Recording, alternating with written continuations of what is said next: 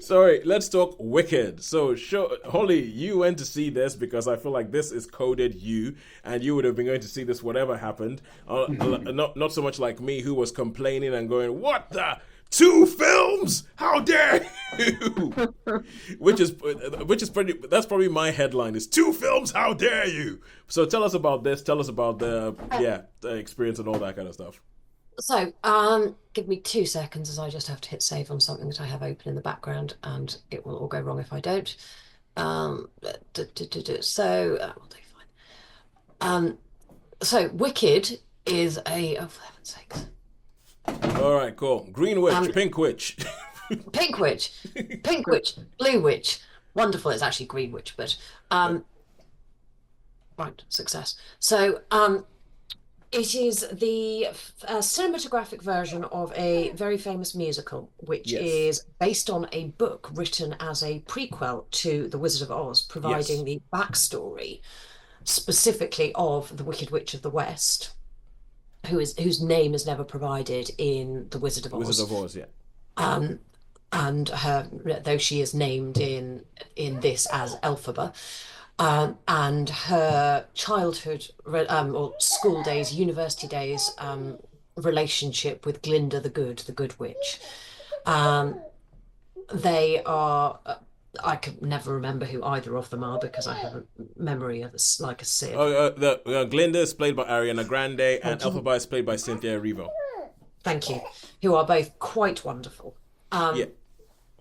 They It begins with the backstory of how Elphaba came to be as green, and results in the two of them meeting at university, initially not liking each other one bit, and going on to become best friends.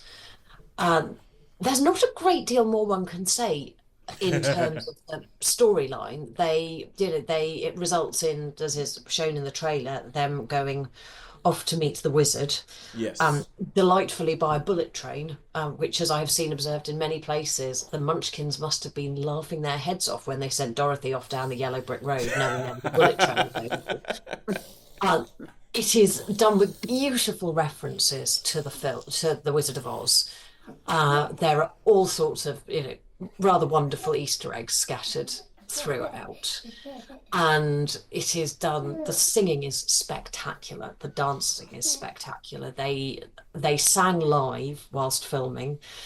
Um, Elphaba's stunts were done by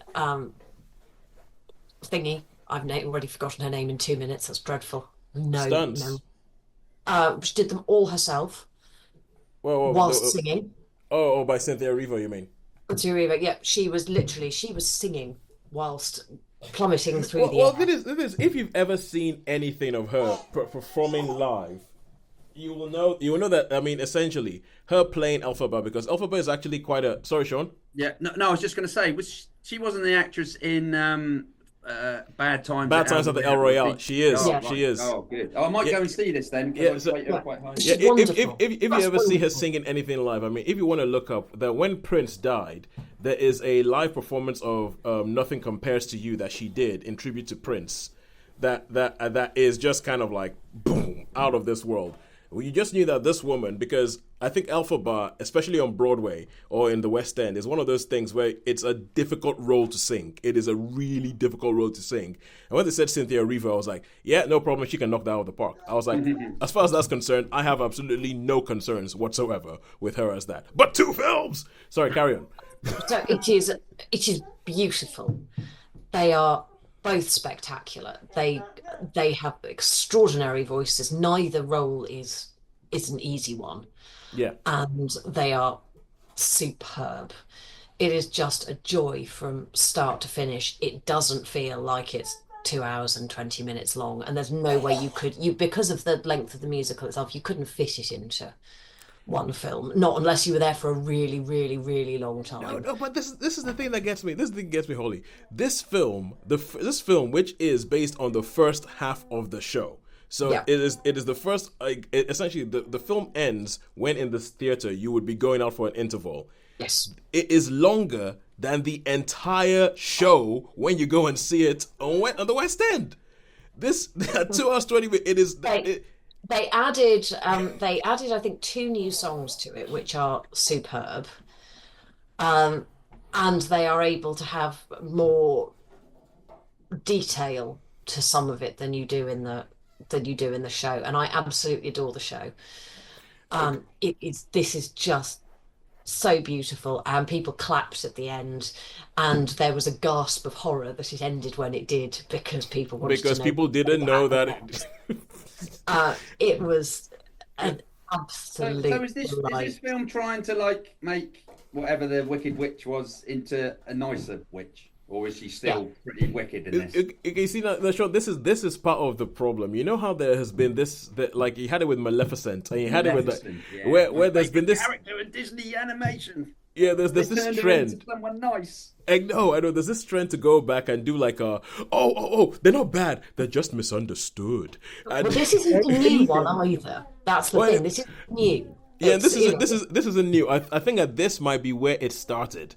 Like they've done Maleficent, they've done Cruella, they've done all this to try and sort of rehabilitate these characters and be like, oh no, they weren't bad, they just misunderstood. I expect Ursula from Little Mermaid to be misunderstood at some point. There is a musical version, a musical about her specifically, but I don't think it makes her out to be. I think it gives her a backstory. I don't think it suddenly makes her good, but it does explain a lot more. Apparently, yeah, no, but Do you need to have seen the musical, Holly, to sort of really appreciate it, or because I've never seen the musical, or can you just come into it cold and just enjoy it? Cold. Yeah, okay. Come in cold, and it is just spectacular. I mean, if you've seen the musical, it becomes even more spectacular. It does help, and makes you want to go and see them, and makes you want to go and see the musical again. It is stunning, absolutely visually stunning. The singing is amazing. The story is good. It gives good explanations for a whole load of things, some of which come out in The Wizard of Oz, but not all, and you get some interesting nuances to things. Because it really ends where The Wizard of Oz starts. I would say not quite actually. Ends partway through. I'll say of all the things where they say let's take a bad guy and give them a backstory to say that they were misunderstood, I think Wicked is the best one out of all of them in the way it's done and the way it sort of like links into. So there's things that happen that you could like. I remember watching going, okay, actually, that is a good explanation. It doesn't change anything about the Wizard of Oz, but it just give you an explanation as to why that might have happened the way it did. So I get you, my pretty. So why? Yeah, the original. So, is there any story about why she goes after Dorothy, or not really? There is there's a story about that in the second. I have to see this just purely out of intrigue. But Sean, I need to warn you: in the second film, that will be in the second film. Two films, okay. That's why I've been yelling about this whole time. That's what I've been saying. 2 films. Right. Oh, I thought you were just going on about the fact that Holly saw 2 films at the cinema. No, and you didn't. no. They split the Broadway show. They split the Broadway show into 2 films. So this is a complete cotton-headed ninny muggins about that. I didn't pick that up at all. They split it into 2 films. So that's why people were gasping in the cinema, because they didn't realize that the film is not complete. It's like. Oh, I see. Because sorry, I was just being a complete cotton-headed ninny muggins about that, because I just did not pick up on that reference at all. No, yes. So they've done it into 2 films, and I personally, I almost have like a moral objection to when they do this. That I'm like, no, I will. Like, the same thing happened when they did Mission Impossible: Dead Reckoning Part 1. I refused to see that at the cinema. I was like, no, I am not seeing this. You're gonna give me half a film. Is there enough material then to make 2 films? If they've used have they used all the songs in this film from the musical? Oh no, because there's not all of the songs yet. Because this film is just the first half of the musical. It's just the first half. So there's a whole other half of the musical to come. What the hey? That doesn't make any sense to me.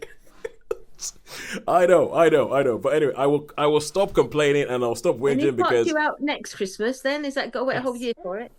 Whole year. Oh. Too many crickets. Tarantino has a lot to answer for. A lot. ever since it split Kill Bill into 2 films, which I didn't see the first one in the cinema either, out of principle. So, like, anyway. I thought they got past that sort of whole thing of doing that. Because obviously there's the Twilights and the Hunger Games and all those sort of young adult things. They did it to that, but and Harry Potter. I didn't know they were going to do it to this. Sorry. Yeah, they've done it to this, and now that they've done this as a musical. Because they were doing it with books, and then people got annoyed with that. Now they've gone to musicals, and they've gone like, we can take a musical and we can split it. Each half is a different film. Wait until they make the Hamilton musical. But anyway, how many stars did you give this, Holly? Before I explode in a fit of rage. Wow. I did not see that coming.